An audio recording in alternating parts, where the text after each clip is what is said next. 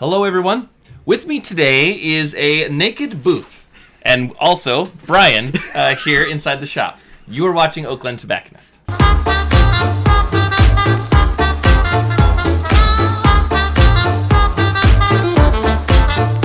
So we have a interesting review to do. You have not tried the cigar, correct? I have not, sir. Thank you. Okay, and I have not tried this either. So this is one of those, within the world of boutiques, there are limited lines found at certain places, and OGT currently has this. This is the Naked Booth Room 101. If you're interested in this cigar, as well as other boutique blends, you can check us out at oaklandtobacconist.com.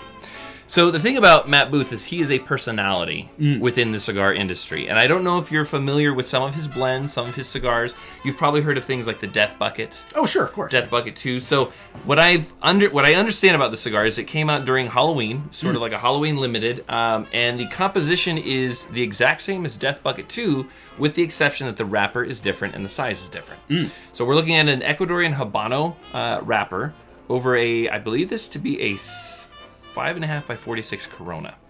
So we're gonna go ahead and get this cut up. And it's your first Matt Booth cigar. This is, yes. Yes. Depending on how this goes, it may not be your last. Oh, I'm sure it'll be fabulous. And little do some people know, the very first cigar that I picked up at a cigar shop and sat and picked it off the shelf and enjoyed it was a Matt Booth stick. Oh, really? And that was about 11? No. It was about 10 years ago. Yeah, I know, right? There's a little bit of saltiness to it. Almost like salted caramel. Yeah, salty, a little bit sweet. So let's go ahead and get this toasted up. So we're here actually in somewhat the early morning. Brian was so kind to come down and film a review with me, but this is actually our second cigar, and it's not even 10 o'clock. So I would say this is a great day. And I'm off of work today, so... Oh, perfect. There you go. Doubly Everybody better. wins.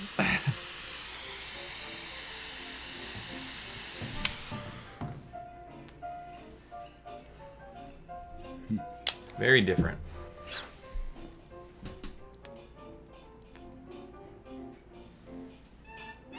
Actually, I still get some of that caramelness that was on that cold draw.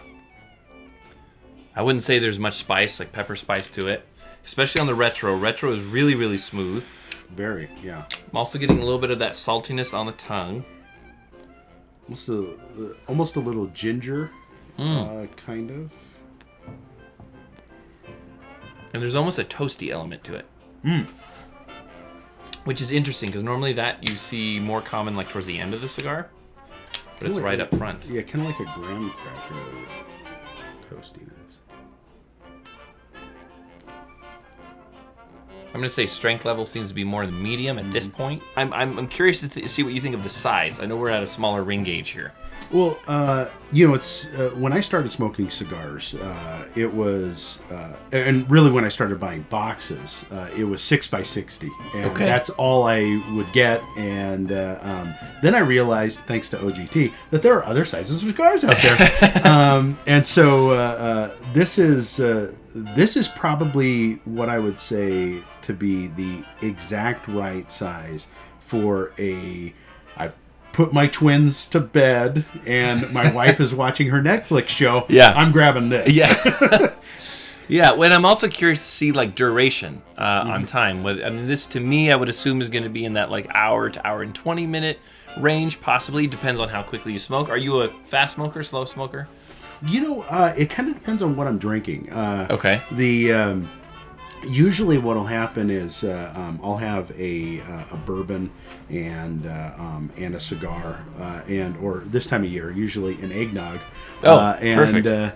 And then it will kind of determine how cold it is outside. If it's a little chilly, I'm smoking it a little faster. But I would say that frequently I'm planning on an hour 15. Okay. Interesting first impressions. Again, more on the medium side. We are going to continue to smoke this and see where it lands us into the second third. So here we are in the second third. Brian, what are your impressions so far? So had to relight it a couple of times. And there was a slight uneven burn, but once I got it started again, it does require a little babysitting. But once I restarted it again, it seems like it has really strengthened in a good way. It's ramped up nicely. Sometimes I've noticed that with some cigars that it will you reach the second, third, and all that smoke and flavor has just punched it up to almost like a borderline Maduro. Like you're just like, whoa! But no, this is really nice. It's really definitely. And I see what you mean with the burn. Mine's burning a little uneven. And some of the ash fell off. I know that you had lost yours, and also relighting it. And I think that might have something to do with the smaller ring gauge. You're more susceptible to having that. To me, it honestly reminds me a little bit of what I was getting from the original Death Bucket that was released, but a bit more concentrated, like a bit more of a punch, like how you're saying that flavor's kind of ramping up. I still have some of that like toasty element to it, that caramel element. It's got a very like kind of like if warm makes sense, like a kind of a warm smoke to it. But I will say with trying the Death Bucket 2, I think. And maybe it's because I enjoy a 46 gauge. I would gravitate towards the cigar a little bit more. But I find it really pleasant. I would also like to see what this would be like with like a good coffee as well. Oh, yeah. I think it would add a little bit to it. For one of your coffee and Sinatra cigar events. There you go. This would be a home run. Nothing like a naked booth in the morning. Exactly. Now, also you retrohale, right? Yes. Okay, and I feel like a lot of the high points of this cigar for me is through the retrohale. Oh, no doubt. Retrohale's really nice. Like no like pepper spice. There's no like blinking multiple times when it comes out. But no, really pleasant. I would say this is a very pleasant cigar. And I really like that Corona size. I think it adds a lot. Yes. But we are gonna continue to smoke this until we're closer to the band. We'll check in then and see where we are on the last third. So here we are on the final third of the Naked Booth. I feel like the flavors and strength continue on this kind of like steady upward trend. Not hot though. Sometimes when you're dealing with like smaller ring gauges, you end up with kind of like a really hot finish. But right now it seems pretty like mellow, pretty even out. Right. This is, I got to tell you, this would be a fabulous starter cigar for any day. You get up in the morning, this is what you would want to go to. And because it's mild but full of flavor, and it won't kill your palate as you go progress through the day. So. Right. Now, of course, as many have seen the show, I understand this is also a first here on the show, being that you are an elected official, first here on OGT, and what is that like?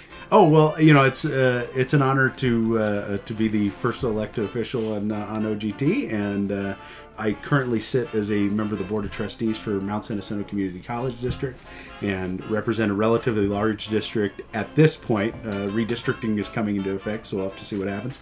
But represent from Calamasa through Banning, Beaumont, and all the way to the Morongo Res, south through Idlewild, and then Anza, and over to the Pechanga Res in Temecula. So it's a huge district, almost. Needless to say, it keeps you busy. Oh, no doubt.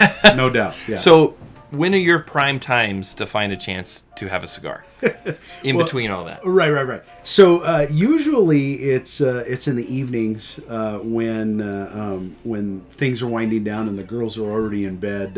My twins, I adopted twins a couple years ago, and my wife and I, she works as a teacher. She's a 15-year veteran high school English teacher, and teaching freshman and sophomore English. God bless her. and so being able to utilize that those precious hours in the evening for a little me time is always appreciated. A reset. Exactly. Yeah. Exactly. Plus also yard work. Okay.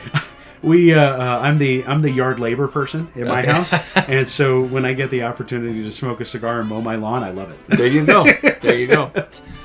What is your final thoughts on it? Well, I would say that pairing this with a something that would be relatively complimentary, like a coffee with creamer, would be a great balance for this smoke. And that's why I think, obviously, as I had alluded to earlier, why it would be a good starter cigar.